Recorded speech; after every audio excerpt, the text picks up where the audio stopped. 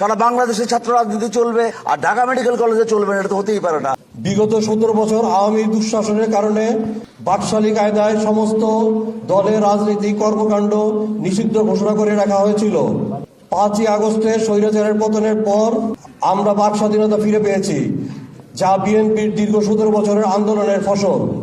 ক্ষমতা থেকে চলে যাওয়ার সময় ঢাকা মেডিকেল কলেজের ছাত্র রাজনীতিকে নিষিদ্ধ ঘোষণা করে গেছে।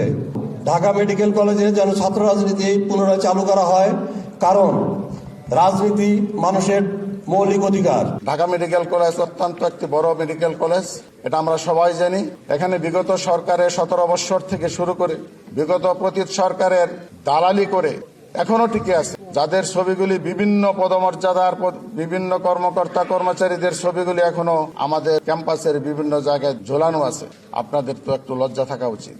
আপনাদের যদি সশরীরে স্বেচ্ছায় চলে যেতে পারেন তাহলেই মনে হয় ভালো হয়, কারণ আপনাদের জন্য আমাদের কাজকর্মে বিঘ্ন ঘটছে। বর্তমান যারা প্রশাসনে আছেন, যারা এই দেশকে সত্যিকার অর্থে ভালোবেসে সার্ভিস দেওয়ার জন্য এই প্রতিষ্ঠানে আসছেন, তাদেরকে যদি সহায়তা করার মনোভাব নিয়ে যদি আপনারা থাকার জন্য এগিয়ে আসেন, ওয়েলকাম।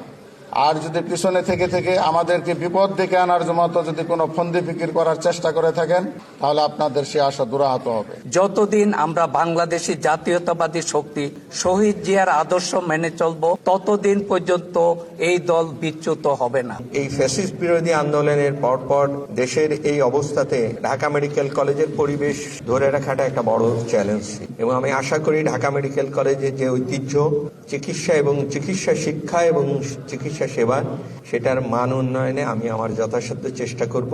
স্যার, আপনার দৃষ্টি আকর্ষণ করে আবারও বলতে চাই, আপনি এবং ভাইস প্রিন্সিপাল স্যার আছেন এখানের মধ্যে, আপনারা যত দ্রুত সম্ভব ছাত্র রাজনীতিটা ওপেন করে দেন। কারণ আমরা এই ফ্যাসিস্টের আমলে 17 বছর ধরে এখানে ছাত্র দল দাঁড়াতে পারি নাই, ছাত্র দলকে বা ড্যাবের কাউকে আসতে দেওয়া হয় নাই। এখন যদি আমরা ছাত্র রাজনীতি করার সারা বাংলাদেশ, ঢাকা মেডিকেল কলেজ বাংলাদেশ থেকে বিচ্ছিন্ন কিছু না, সারা বাংলাদেশের ছাত্র রাজনীতি চলবে আর ঢাকা মেডিকেল কলেজে চলবে না, এটা তো হতেই পারে না। আর ঢাকা মেডিকেল কলেজ ছাত্র রাজনীতির সূতিকাগার। তো এখানের মধ্যে আমাদের যে সভাপতি অধ্যাপক হারুন আল রশিদ, উনিও ঢাকা মেডিকেল কলেজের ছাত্র। আমি যেটা বলতে চাই, যেটা হচ্ছে যত দ্রুত সম্ভব আপনারা ছাত্র রাজনীতি শুরু করে দেন, যাতে আমরা এখানের মধ্যে কার্যক্রম চালাতে পারি।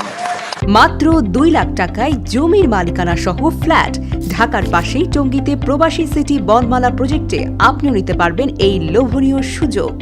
সুন্দর মনোরম প্রাকৃতিক পরিবেশে আপনার স্থায়ী ঠিকানার জন্য আজই আমাদের টঙ্গী বনমালায় প্রবাসী সিটির একটি ল্যান্ড শেয়ার বুকিং করুন।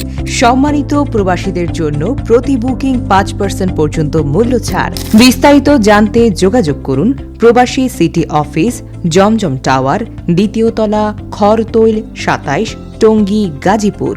মোবাইল 01688802600।